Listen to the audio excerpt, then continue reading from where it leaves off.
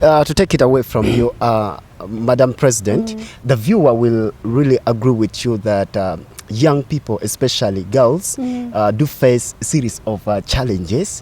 What message would you love to convey to the governments of the Republic of South Sudan and Uganda regarding youth empowerment, especially girls?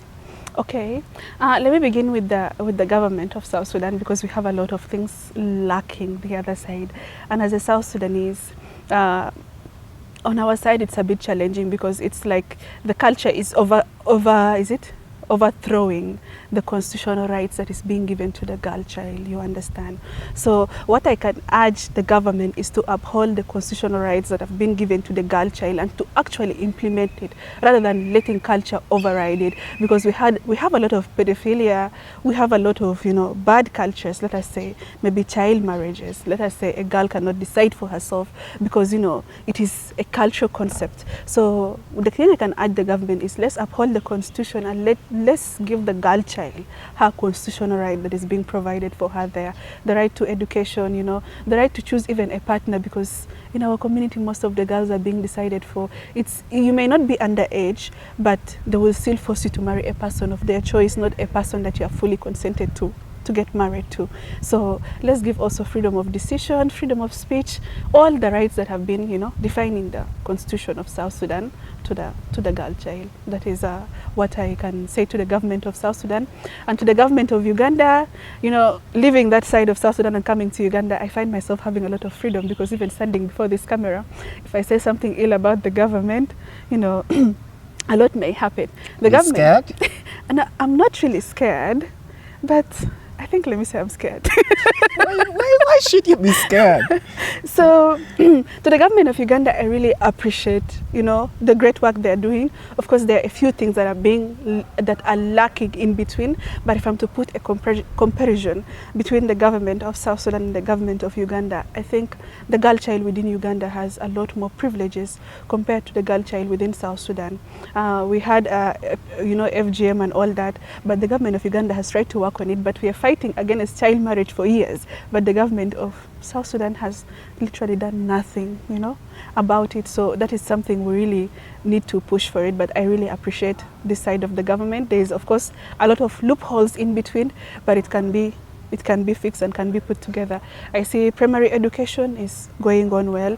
I see, secondary education systems also moving on well. Of course, not each and every community is getting it, but I urge the government, to put more effort in the side of the education, because when you educate young minds, you eradicate maybe chances of immorality, chances of maybe unwanted pregnancy, and other chances of getting themselves maybe becoming drug addicts and all that. So that's the thing I can add in the side of the government of Uganda, to uphold the education of the young people, and those that can't afford private education, they can also be provided with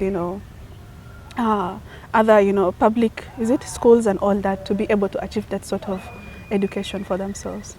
Madam President, Yes, to the International University of East Africa, you are not only a reformist, but it seems here you are seen as a great inspiration to this mighty university. What message would you love to convey to the young people across Africa? Okay, to the young people across Africa, and of course not forgetting home, the International University of East Africa, because being the International University of East Africa, we are representing almost all the nationalities within Africa. It's not only within East Africa, because we have West Africans, Liberia, Nigeria. We even have people who are out of Africa. We have Japanese, Pakistanis, and all that. So the only message I can convey to the young people outside there is that know your worth and know what exactly you want in life, and you can absolutely achieve it. It's it's all about your efforts. The efforts you put into something is what actually reflects. You don't need to be reluctant and expect something to happen. You need to work for it, and work for it believing that you can actually do it and you are actually worth it. That's one thing I believed in myself. We never had a female guild president before, but I was like, what? I'm worth it and I can do it, and I worked for it and I actually got it. So work for it, know you're worth it, and go ahead for it. Like, you know, go and have it. That's the thing I can advise each and every young person outside there. Ladies and gentlemen, it's the first female Guild president in the history of International University of East Africa, Her Excellency Golda Deng Samuel Aru. Do keep it here for more updates. I am Charles Okelo. Bye-bye.